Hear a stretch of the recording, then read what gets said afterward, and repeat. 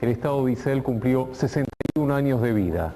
Unos días atrás estábamos evocando un nuevo aniversario del levantamiento del gueto de Varsovia. 61 años de vida, pero claro, en un mundo en tensión, un Medio Oriente en particular, hoy nos proponemos abordar esta oscilación entre la guerra y la paz. De eso se trata hoy nuestro informe especial. Por eso hablábamos con el rabino Grumblat, con el licenciado Schwinderman, analista político, y en la primera parte de nuestro informe compartíamos justamente un mundo conflictivo. Lo vemos. Rabino, ¿cuáles son las leyes que contempla el judaísmo en caso de, Dios no lo permita, producirse una guerra?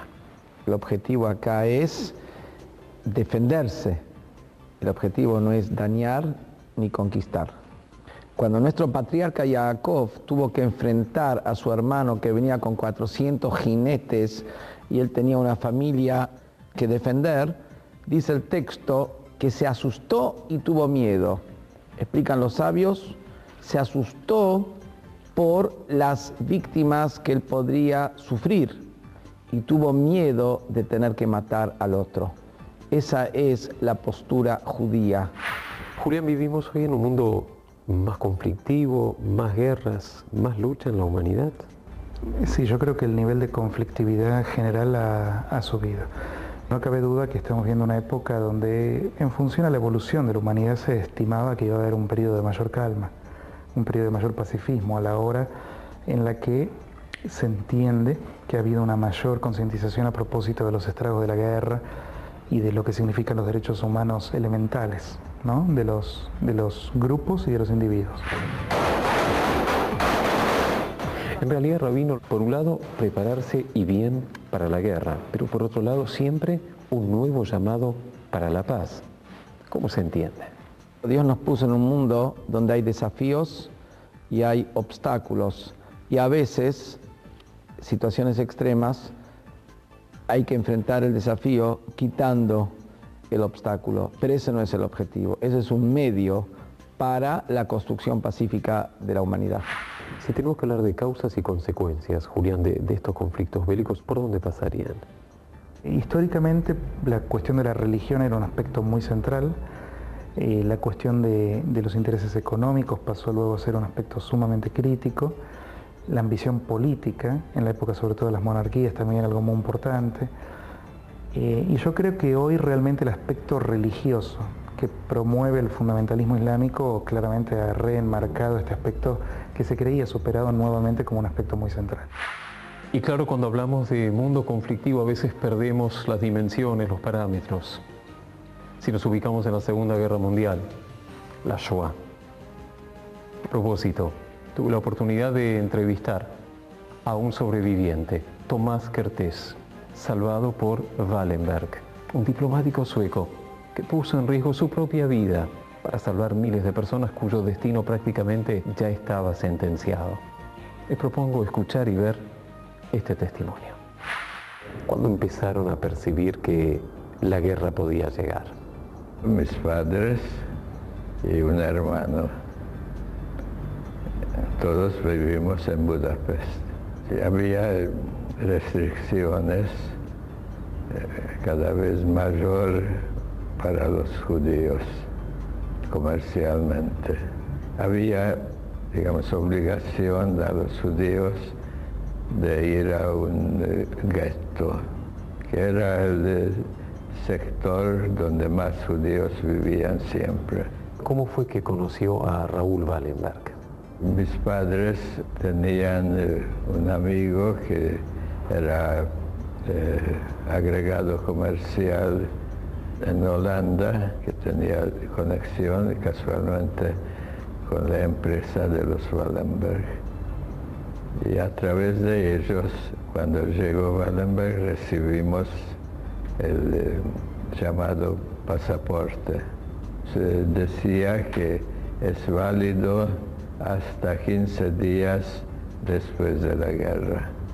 O sea que no era válido para ir a vivir a Suecia, pero sí para tener extraterritorialidad. Tuvimos que ir a la estación del ferrocarril y nos iban a deportar a Alemania. Y vino personalmente Wallenberg y por altoparlante ofreció que todos los que tienen el pasaporte los puede salvar. ¿Cómo fue reiniciar la vida al llegar aquí a la Argentina? En el 48 recibí una carta de la Embajada Argentina de Génova, entonces me van a dar la visa. Estoy agradecido que estoy acá, tanto para Wallenberg como la República Argentina también me recibió muy bien.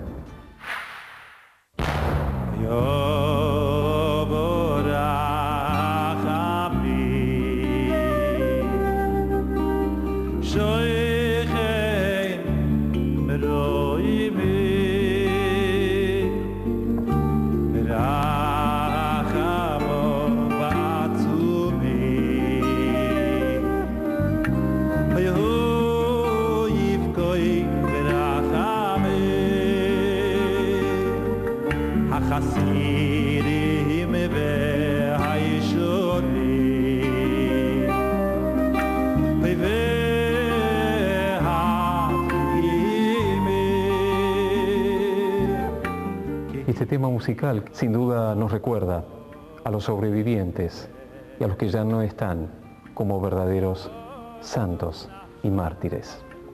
Pero la historia que se sigue escribiendo y la paz que todavía está allí, al alcance a veces, pero como una asignatura pendiente. El Rebbe, el líder de Chabad mundial, nos enseña una vez más, pero en este caso no desde las fuentes bíblicas, sino desde lo pragmático, desde la estrategia militar. Pero en esta oportunidad, el que nos comparte el relato de esta enseñanza es Ariel Sharon. And I was the commander of the Southern Front, which included the Sinai, the front along the Suez Canal. There we were facing the Soviets and the Egyptians, of course. It was a bitter conflict in the Israeli army about how to defend Sinai, how to defend the Suez Canal.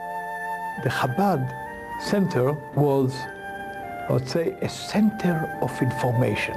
So he knew about that, and he sent me a letter describing the disaster that will happen to the Jewish people and the tragedy this Bar-Lev line will bring. Totally on, I would say, dealing with a military problem, analyzing as a military expert what will happen.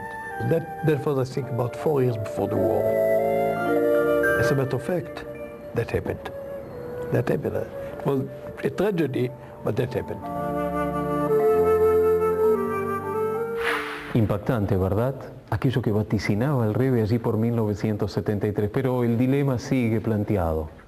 ¿Cómo constituir un verdadero ejército de defensa? Les propongo compartir ahora la segunda parte de nuestro informe.